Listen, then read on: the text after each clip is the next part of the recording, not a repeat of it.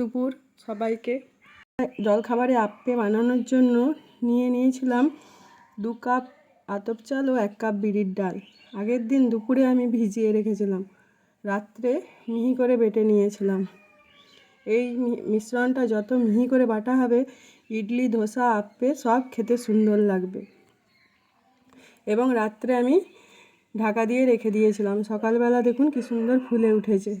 যত ফুলবে তত ইডলি, আপ্পে খুব সুন্দর হবে।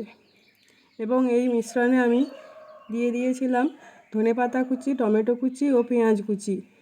ভালো করে মাখিয়ে নিতে হবে মিশ্রণটায়। ভালো করে মাখালে খেতেও খুব সুন্দর হয়। পরিমাণ মতো নুনও দিয়ে দিতে হবে, দিলে আপ্পেটা খুব সুন্দর হয় খেতে।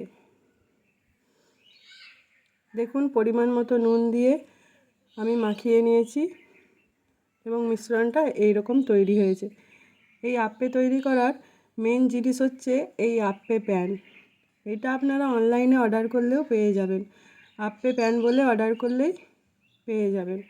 এবং এর মধ্যে আমি সব খাপগুলোতেই তেল ব্রাশ করে নিয়েছিলাম এবং আপ্পে তৈরি করার জন্য এক এক করে সব খাপেতেই দিয়ে দিয়েছিলাম। এটা কোনো আনহেলদি ফুড না, এটা হেলদি ফুড। বাচ্চারাও খুব সুন্দর খায়। এর মধ্যে চাল, ডাল, ধনেপাতা, পেঁয়াজ কুচি আর টমেটো কুচি দিয়ে তৈরি। এটা আমি খেয়েছিলাম তিরুপতি যাওয়ার রাস্তাতে এক রেস্টুরেন্টে, খুব সুন্দর খেতে লেগেছিল। সবগুলোতেই আমি সমানভাবে দিয়ে দেব। সবগুলোতে সমানভাবে দিয়ে দেওয়ার পরে আমি একটা পাত্র দিয়ে চাপা দিয়ে দেব।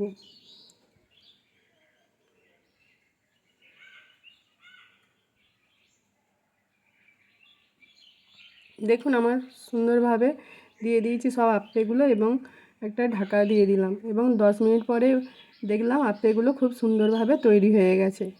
এবং এক এক করে সব উল্টে দেব। একটা পিঠ ভাজা হয়ে যাওয়ার পরে আরেকটা পিঠ ভালো করে ভেজে নেব।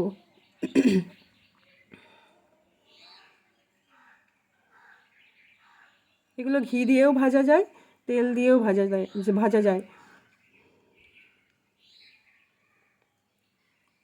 দেখুন সবগুলো এইভাবে আমি ভেজে নিয়েছিলাম এবং তৈরি হয়ে গিয়েছিল আমার ইয়াম্মি আপ্পে।